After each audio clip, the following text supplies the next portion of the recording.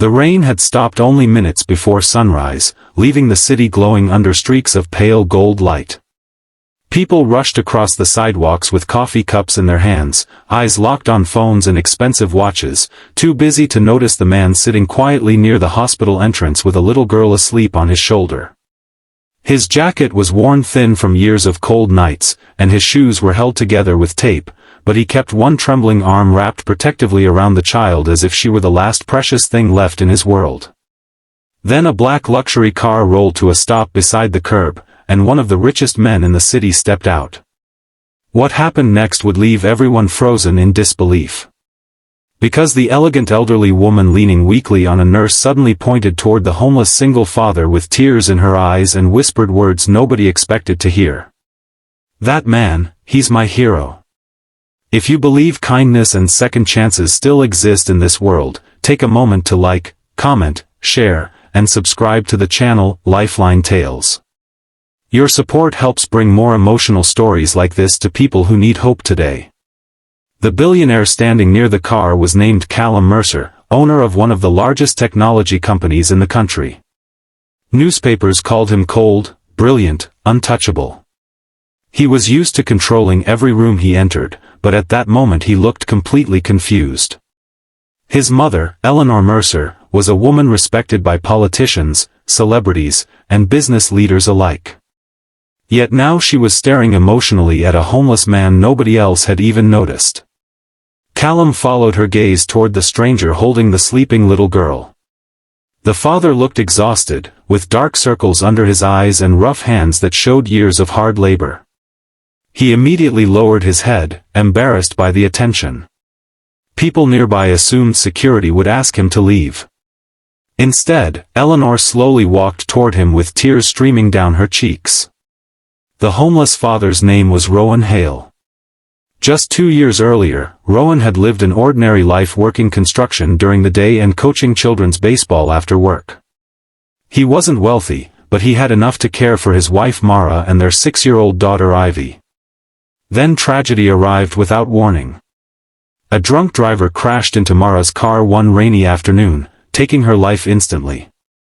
Rowan survived the emotional shock, but life began collapsing piece by piece afterward. Grief made it impossible to focus at work. Bills piled up faster than he could pay them. When the company downsized months later, Rowan lost his job. Soon after, he lost their apartment too. Friends promised to help but slowly disappeared. Family members lived far away and struggled themselves. Eventually Rowan and little Ivy were sleeping in shelters, bus stations, and sometimes beneath bridges while he searched desperately for work. Despite everything, Rowan never stopped protecting his daughter from the harshness of their reality. Every morning he woke before sunrise to wash Ivy's clothes in public restrooms so she could still attend school looking clean. He skipped meals so she would never go hungry. During winter nights he stayed awake holding her close just to keep her warm. Most people passed him without even making eye contact. Some treated him like he had become invisible. Others judged him instantly, assuming laziness or addiction without knowing the pain he carried every day. But Rowan continued moving forward because Ivy still smiled at him every morning with complete trust in her eyes. 3 weeks before the hospital encounter, Eleanor Mercer had secretly left one of her charity events alone, tired of cameras and speeches pretending to care about ordinary people. She wanted to walk the city unnoticed for once. While crossing a busy intersection downtown, she suddenly became dizzy and collapsed beside the road. Cars swerved past her while crowds gathered but hesitated to help. Some people recorded videos instead of calling emergency services. Rowan had been nearby searching trash bins for recyclable bottles to exchange for money when he saw her fall. Without thinking twice, he ran into traffic, shielded her from oncoming cars, and carried her safely to the sidewalk while Ivy cried in fear beside him. Eleanor barely remained conscious, but she remembered Rowan kneeling beside her in panic, using his own torn jacket to support her head while begging strangers to call an ambulance. Rowan stayed with her the entire time despite having nothing to gain. When paramedics arrived, Eleanor overheard him asking if she would survive before quietly walking away with Ivy so hospital staff would not question why a homeless man was there. She never even learned his name. Days later, Eleanor became determined to find the stranger who had saved her life. Security teams searched everywhere until finally spotting Rowan near the hospital where Ivy was receiving treatment for severe asthma complications. Rowan had spent the last of his money on medicine for his daughter and had not eaten properly in 2 days. Still, he sat beside Ivy's hospital bed smiling gently to comfort her. Eleanor arrived immediately after hearing the news. As Callum watched silently outside the hospital entrance, his mother embraced Rowan without caring about his appearance or the shocked stares around them. Rowan looked terrified and tried stepping back, but Eleanor held his hands tightly. She explained to her son that this man had risked his life for a stranger while dozens of wealthy people ignored her suffering. She told Callum that true character was not measured by money, suits, or reputation. It was measured by sacrifice when nobody was watching. For the first time in years, Callum felt ashamed of himself.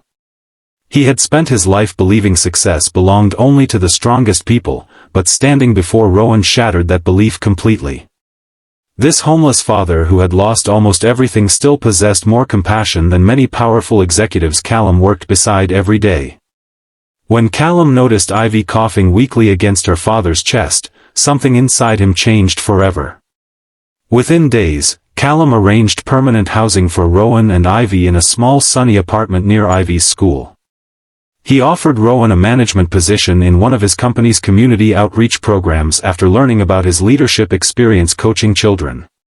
Rowan initially resisted, convinced it was charity he did not deserve, but Eleanor reminded him that accepting help did not make someone weak. Sometimes it simply meant life was finally giving something back. Months passed, and Rowan slowly rebuilt the life he thought he had lost forever. Ivy's laughter filled their apartment every evening.